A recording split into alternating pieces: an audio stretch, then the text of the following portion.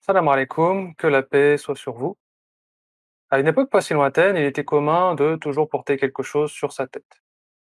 C'est sans doute quelque chose que vous avez déjà remarqué en regardant par exemple, vous savez, des vieilles photos, des illustrations, comme celles que vous pouvez voir en ce moment. C'est quelque chose que l'on peut observer un peu partout dans le monde.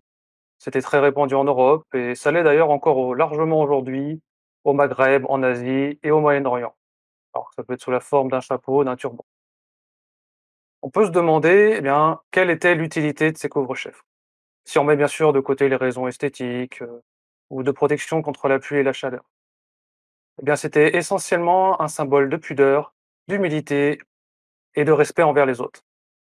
Par exemple, au Moyen-Orient, il était commun, même pour les hommes, de ne pas se découvrir en présence d'étrangers. À toutes ces raisons s'en ajoute une énième que l'on va aborder aujourd'hui. Alors, comme vous le savez, la nature, elle est bien faite, elle est bien ordonnée et bien proportionnée. La vie, c'est une œuvre d'art. Chaque détail a son utilité et rien n'a été fait par hasard. Vous pouvez chercher, mais vous ne trouverez pas de faille à travers l'harmonie et l'équilibre qui régit la création. L'être humain, faisant partie de ce tout, n'est en rien une exception. Chaque chose est parfaitement structurée et adaptée à sa fonction et à sa raison d'être. Et il en fait partie. Alors malheureusement, l'époque dans laquelle nous vivons est difficile. Et l'être humain s'est éloigné de sa nature originelle et de ce pourquoi il a été originellement créé. Alors tout cela a des répercussions. Ça se manifeste de différentes façons. Ça peut être des dissonances et des déformations qui peuvent être d'ordre physique, psychologique ou évidemment spirituel. D'ailleurs, c'est tellement commun de nos jours que le mal-être est devenu non pas un cas rare, mais presque la norme, qui aujourd'hui d'ailleurs ne vit pas ou ne connaît pas quelqu'un qui vit dans la maladie, une dépression ou toutes sortes d'autres troubles. Alors aujourd'hui, on a tendance à un petit peu banaliser cette situation. Et on ne devrait vraiment pas, car comme on l'a dit tout à l'heure, l'homme, il n'a pas été conçu pour ça. Il n'est pas censé être troublé en permanence et de vivre un quotidien difficile. Chaque problème, pour rester général, a des répercussions qui se manifestent chez la personne, donc par un mal-être, une déformation.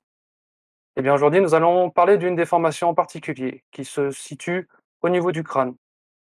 Alors elle est relativement méconnue, pour ne pas dire ignorée de la science moderne, et pourtant elle est très importante car elle a des répercussions globales qui sont non négligeables et elle pollue la vie à énormément de personnes. Qui plus est, aujourd'hui, on va vous présenter une solution simple et efficace pour la contrecarrer. Pour parler de tout cela, je suis en compagnie d'Aurélien. Salam alaikum. Wa alaykoum salam wa rahmatullah, et que la paix soit sur toi et sur chacun d'entre vous. Donc, comme tu l'as dit, c'est une déformation du crâne. Mais pour bien comprendre quelle est cette déformation, eh bien, pour bien comprendre quelle est la nature de ce problème, il faut comprendre deux ou trois fonctionnements d'un crâne humain sain. Déjà, le crâne humain n'est pas un seul bloc fixe, c'est une structure malléable puisqu'il est en réalité composé de plusieurs os. À la naissance, ces os sont séparés par des structures qui s'appellent les sutures et les fontanelles. Ce sont des espaces de tissus qui sont minces, denses, souples et qui sont entre les différents os. C'est une physiologie qui est spécifique puisqu'on ne la trouve que dans le crâne et qui va offrir au crâne du nouveau-né une flexibilité, une malléabilité qui facilite l'accouchement en rendant possible le passage du bébé dans le canal utérin. Cela permet aussi l'accommodation du crâne au fur et à mesure qu'il grandit et au fur et à mesure que le cerveau s'agrandit. Alors, certaines sutures disparaissent avec la croissance, d'autres non. En revanche, toutes les fontanelles disparaissent. Sur les 6 fontanelles avec lesquelles un bébé naît, il y en a 4 qui se referment presque tout de suite, quelques jours après la naissance. Il y a la fontanelle postérieure ou petite fontanelle qui se referme au bout de 3 mois, et la fontanelle antérieure, la plus grande, la plus large, qui forme un losange et qui se referme entre 8 mois et 2 ans. Mais même après 2 ans, une fois que la dernière fontanelle a disparu, eh bien, le crâne conserve une flexibilité, une malléabilité qui n'est que très peu reconnue par la médecine empirique moderne. D'accord, donc en somme, à la naissance, le crâne n'est pas un seul morceau, mais il est constitué d'un assemblage de plusieurs autres, et il reste entre eux des sutures. D'ailleurs, si on atteint son crâne, eh bien, on peut trouver où se trouvent ces sutures. Alors maintenant, on peut se demander, une fois qu'il est formé, comment savoir si le crâne est bien proportionné? La bonne proportion du crâne est notable par l'égalité de deux mesures. La première mesure, comme vous pouvez le voir, est horizontale, c'est un tour de tête qui passe au-dessus des sourcils et à l'arrière de la tête, environ au niveau de la suture lambdoïde. Et la seconde mesure est quant à elle verticale, et c'est aussi un tour de la tête qui passe sous le menton, au niveau des tempes et sur la tête au niveau du bregma. Et ces deux mesures sont supposées être égales, mais il se peut qu'elles ne soient pas identiques. Et si c'est le cas, ça veut dire qu'il y a une déformation du crâne, ce qui veut dire qu'il y a une pathologie. Et c'est sur ce point qu'on fait la vidéo. Alors, donc, la comparaison de ces deux mesures nous permet de savoir s'il y a un problème dû à une déformation. Est-ce que tu peux nous dire, du coup, qu'est-ce qui cause cette déformation? Sur le plan physiologique, cette déformation est un accroissement anormal du volume du crâne, et c'est causé par une mauvaise circulation du liquide céphalorachidien. Ce liquide est très important, très connu. On lui connaît notamment deux rôles qui sont primaires. D'abord, il apporte au cerveau les aliments dont il a besoin. Et le second rôle est mécanique puisqu'il empêche le cerveau de s'effondrer sur lui-même en le plongeant dans un milieu aquatique. Eh bien, ce liquide, qui circule dans le système nerveux central, autour du cerveau et de la moelle spinale, se renouvelle de manière cyclique, 3 fois par jour, grâce à un système complexe de production et de drainage du liquide céphalorachidien. La mauvaise circulation du liquide céphalorachidien est quant à elle due à un problème mécanique du système de drainage. C'est comme si on disait que la sortie qui permet au liquide de se recycler est bouchée. Eh bien, l'origine de ce problème est quant à elle subtile et spirituelle. Il est bien connu que l'être humain subit en continu des influences externes, invisibles, sans qu'il ne s'en rende compte pour autant.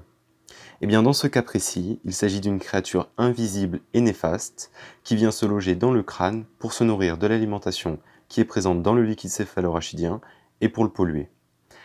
Et c'est cette pollution qui est microbienne qui va perturber le drainage du liquide céphalorachidien et qui va provoquer une dilatation des fontanelles, ce qui va élargir le volume de la tête et créer de nombreux troubles. Tu as, Jean-François, sous les yeux une liste des troubles que cela peut engendrer. Oui, alors on peut voir à l'écran une liste qui est non exhaustive de différents troubles que peut provoquer cette mauvaise circulation du liquide. Alors on a d'abord tout ce qui touche les sens, tous les troubles de la vue, de l'audition, les vertiges, les maux de tête qui soient normaux ou chroniques, les migraines, le sommeil, la fatigue, la dépression, irritabilité, instabilité émotionnelle. Très répandu, les troubles de la concentration, les troubles de l'apprentissage, également les pertes de mémoire, même la mauvaise mémoire en général, ou même l'amnésie. Et pour les cas, on va dire, plus avancés, il y a les troubles psychologiques, mentaux, les cas de démence. Eh bien, si vous vous reconnaissez dans l'un de ces troubles, peut-être êtes-vous sujet à cette possession. Rassurez-vous, il existe une méthode très simple qui va vous aider à vous débarrasser de cette possession, et cela va rendre forme à votre crâne pour qu'il retrouve sa forme naturelle. Et cela va régler les troubles qui y sont liés. Alors bien sûr, tous les troubles que nous avons cités précédemment ne sont pas nécessairement originaires de cette déformation. Ce n'est pas une solution miracle, mais cela peut malgré tout régler beaucoup de problèmes. Est-ce que du coup, Aurélien, tu peux nous expliquer quelle est cette méthode?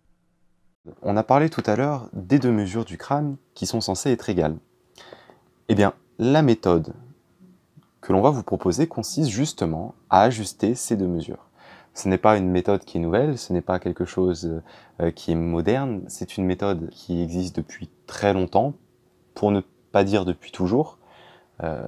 C'est une méthode qui aujourd'hui est encore très connue dans certaines peuplades comme les Berbères au Maghreb ou encore dans d'autres parties du monde.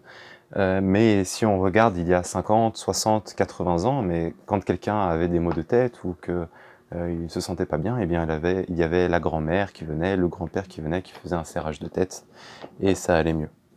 Donc la première étape de la méthode consiste à comparer les deux mesures, afin d'observer si oui ou non il y a un écart significatif entre elles. Alors pour simplifier le procédé, il vaut mieux être accompagné d'une autre personne pour nous le faire, parce que tout seul c'est difficile, on n'est pas très précis, et c'est toujours bien d'avoir de l'aide. Donc on se munit d'un ruban à mesurer ou d'un fil qui ne s'étire pas. et on mesure le tour vertical de la tête. Donc la mesure part du bas de la gorge, passe par les tempes, jusqu'au-dessus du crâne, sur un point qui s'appelle le bregma. On peut trouver ce point relativement facilement, puisque en tâtonnant un petit peu sur le dessus du crâne, c'est une zone qui est plus molle que le reste. Il s'agit en fait du point de suture entre les différents os. C'est là qu'on trouvait avant la fontanelle antérieure. Et suivant l'outil qu'on utilise, eh bien, on va couper la ficelle ou noter la longueur sur le ruban, puisqu'on va la comparer à la deuxième mesure. Et pour la deuxième mesure, eh bien, c'est simple, on fait la même chose, mais horizontalement, on part de l'arrière de la tête, un petit peu sous la suture lambdoïde, et puis on passe au niveau des tempes, au-dessus des sourcils, et puis on fait le tour. Et une fois qu'on a pris les deux mesures, eh bien, on les compare. Si les mesures sont identiques, alors félicitations, votre crâne est bien proportionné et il ne doit pas être pour vous une source de trouble. En revanche, s'il y a un écart, eh bien, on constate que plus l'écart est grand, plus les troubles sont grands.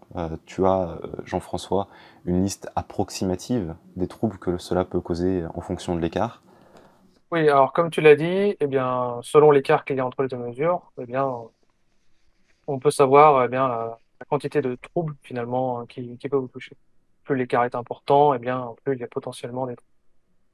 Donc, en comparant les deux mesures, si vous avez moins de 2 centimètres, soit environ la largeur d'un doigt, pour simplifier, eh bien, vous devez avoir très peu de gêne, aussi même que vous ne remarquez même pas que vous en avez. Entre 2 et 4 centimètres, soit environ 2 doigts, les problèmes commencent à être plus importants, vous devez observer des gènes dans votre quotidien. Entre 4 et 6 centimètres, soit environ 3 doigts, vous devez commencer à avoir des gros problèmes, notamment au niveau de la concentration, globalement de l'attention, et des problèmes de mémoire. Entre 6 et 8 centimètres, soit 4 doigts, là vous devez avoir une vie qui n'est pas simple, dans laquelle vous n'arrivez pas à dormir sans l'aide de somnifères, ou alors vous voyez mal, vous entendez mal, et ainsi de suite. Au-delà de 4 doigts, là l'intensité de la gêne est telle que les problèmes sont d'ordre psychiatrique. D'ailleurs, à ce propos, on nous a rapporté le cas d'une personne qui était simplement considérée comme folle, pour dire simplement, et avec un simple serrage de tête, cette personne a repris ses esprits, se demandant même où est-ce qu'elle se trouve. Donc voilà, donc comparer ces deux mesures, et selon l'écart, on sait la gravité finalement de la déformation. Maintenant, ce qui nous intéresse, c'est comment est-ce qu'on corrige cet écart. Donc, tu viens de le dire avec ton exemple, on fait ce qu'on appelle un serrage de crâne. Et comme vous avez pu le noter avec ce qu'a dit Jean-François, euh, dans l'exemple de la personne qui était folle, c'est très efficace, c'est instantané, c'est simple et c'est gratuit. Donc, à quoi va servir le serrage de crâne?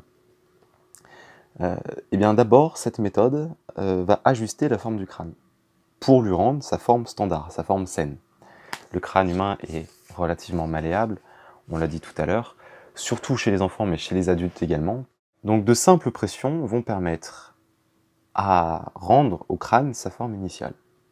Ensuite, et c'est le plus important, la pression que l'on exerce sur la boîte crânienne va forcer la circulation du liquide céphalorachidien, qui est plein de déchets, et va le remplacer par un nouveau. Et c'est aussi ce qui va permettre de déloger la possession qui est à l'origine de cette pollution. Donc ce que l'on cherche dans le serrage de tête, c'est exercer une pression qui va entre guillemets déboucher les canaux du liquide céphalorachidien pour lui rendre une fluidité saine et pour rendre au crâne sa taille saine.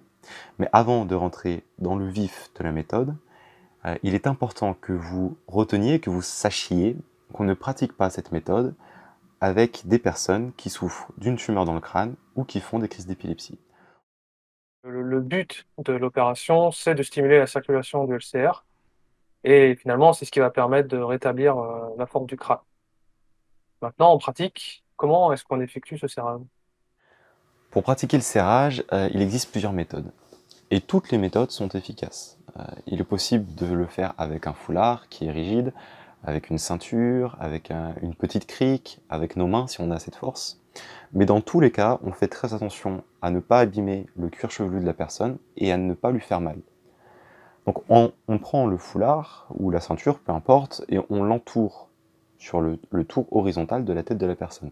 C'est-à-dire, pour rappel, du creux qui est à l'arrière de la tête, jusqu'au front. Et on fait un nœud sous lequel on vient placer un chiffon qui va protéger la tête. Le nœud peut être fait à l'arrière de la tête, à l'avant, sur un des deux côtés, peu importe, chaque position a des bénéfices. Et ensuite, avec un bâton ou avec les mains de ceux qui sont costauds, on tourne le nœud de sorte à resserrer le foulard sur la tête, de sorte à faire une étreinte. Vous pouvez serrer relativement fort, ne soyez pas non plus des brutes et n'allez pas plus loin que ce que peut supporter la personne. Et quand vous serrez, quand vous avez atteint la limite de la personne, eh bien, vous laissez la pression telle quelle pendant un court instant, et puis vous répétez cette opération 2 ou 3 fois. Si ça fait mal à la personne, vous enlevez le foulard et vous recommencez en serrant moins fort. Je tiens à rajouter pour les musulmans qui nous écoutent que si vous ajoutez à cela Al-Fatiha ou Salat al-Nabi, eh ben, les résultats vont être encore plus impressionnants, vont être encore plus grands. Et enfin, une fois que vous avez répété l'opération plusieurs fois, vous prenez à nouveau la mesure, et la chose étonnante, c'est que vous devriez observer soit une réduction du tour de la tête d'environ un doigt ou deux, soit un retour complet de la tête à sa taille saine. Alors quand on fait cet exercice, il est possible que le patient observe différentes réactions dans son corps. Il peut entendre des crépitements dans ses oreilles, il peut se mettre à pleurer, il peut avoir des saignements de nez. Toutes ces choses-là ne sont pas des effets secondaires, mais ce sont des réactions tout à fait normales à ce qui se passe en vous. Et ça doit être le sujet d'études scientifiques. Donc là, tu nous as parlé un petit peu des différentes réactions qu'on a lorsqu'on effectue l'opération. Alors du coup, au bout de combien de temps est-ce qu'on doit observer des changements, des améliorations? Alors la personne devrait observer des changements immédiatement. C'est-à-dire que pendant qu'elle fait l'exercice, elle devrait déjà sentir du confort dans sa concentration, dans sa présence d'esprit, dans son bien-être, dans sa fatigue. Sinon, dans les 10 minutes maximum qui suivent l'exercice, les effets sont instantanés. Et si, bon, voilà, j'ai plusieurs troubles, etc., et je vois que tous mes troubles ne disparaissent pas immédiatement, ou bien alors en remesurant, on voit qu'il y a toujours un écart. Est-ce que ça vaut le coup de recommencer tout de suite, ou il vaut mieux attendre? Alors, si une fois ne suffit pas, c'est pas la peine d'insister le même jour. Il y a certaines pathologies qui sont plus coriaces que d'autres et qui peuvent mettre un certain temps à disparaître. Dans ce cas-là, il est préconisé de faire le serrage de tête au minimum 3 fois par semaine. D'accord, donc vaut mieux être régulier et faire l'opération régulièrement plutôt qu'insister en une seule session. Maintenant, donc tu as parlé tout à l'heure des gens sur lesquels enfin, les personnes sur lesquelles il fallait pas faire l'opération. Euh, mais du coup, est-ce que tu peux me dire qui peut bénéficier sur toute cette méthode? Est-ce que c'est n'importe qui à tout âge? Tout le monde peut profiter de cette méthode, mais pour détailler un peu plus de qui a le plus grand besoin de cette méthode, eh bien, ce sont surtout les jeunes hommes de 14 à 24 ans, jusqu'aux hommes d'âge moyen et les femmes de tout âge. Ce sont les personnes qui souffrent le plus de cette pathologie, ce sont les personnes qui sont les plus ciblées par cette déformation, et ce sont aussi du coup les personnes qui ont le plus grand besoin de cette méthode. Et on pense naturellement aux jeunes étudiants qui tombent facilement dans l'ennui, qui ont des troubles de la concentration, de l'attention pendant qu'ils sont en cours. Eh bien, ceux-là sont très perturbés dans leur activité académique à cause de cette déformation et on les retrouve souvent assez léthargiques, en manque d'énergie, jusqu'à malheureusement parfois jusqu'à ce qu'ils abandonnent pardon, leurs études. Donc bien sûr, cette pathologie a un impact très fort sur le niveau académique national, sur le niveau de vie globale, une fois que ces jeunes étudiants deviennent indépendants.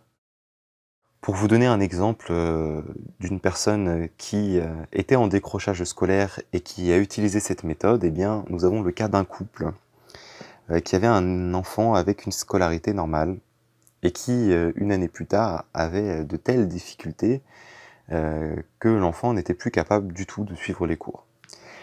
Et la maman, qui était assez attentive à son fils et qui avait observé cette anomalie de la tête, s'est renseignée et a fait cette méthode du serrage de tête. Eh bien, la nuit, l'enfant a très bien dormi et le lendemain, il était redevenu à l'école comme il était un an auparavant, c'est-à-dire tout à fait capable de suivre les cours comme il le fallait. Il y a beaucoup de cas similaires à celui-ci. Tu as toi-même, Jean-François, fait l'expérience du serrage de tête, tu peux nous en parler?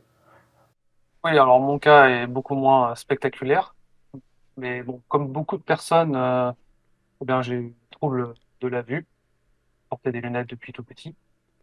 Et du coup, voilà, on a effectué un serrage de tête et tous les problèmes de vue n'ont pas disparu. Mais le soir, en lisant, je me suis rendu compte que ma vue de près s'était très nettement améliorée. Et voilà, j'ai vu clairement une amélioration. En revanche, toi, tu as une histoire très intéressante à propos de ton petit frère. Oui, alors mon petit frère avait des très grands troubles de l'attention, de la concentration, de la motricité.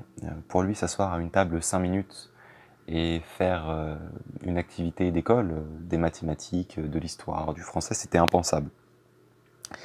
Et on a commencé à pratiquer cette méthode du serrage de tête à raison de 3 pratiques par semaine, accompagné d'un régime sans gluten et sans lactose. Et on a tout de suite vu de très grands progrès, puisque au bout d'un mois, il était capable de rester pendant 1 heure assis à une table à faire des mathématiques ou du français ou de l'histoire, enfin une activité d'école.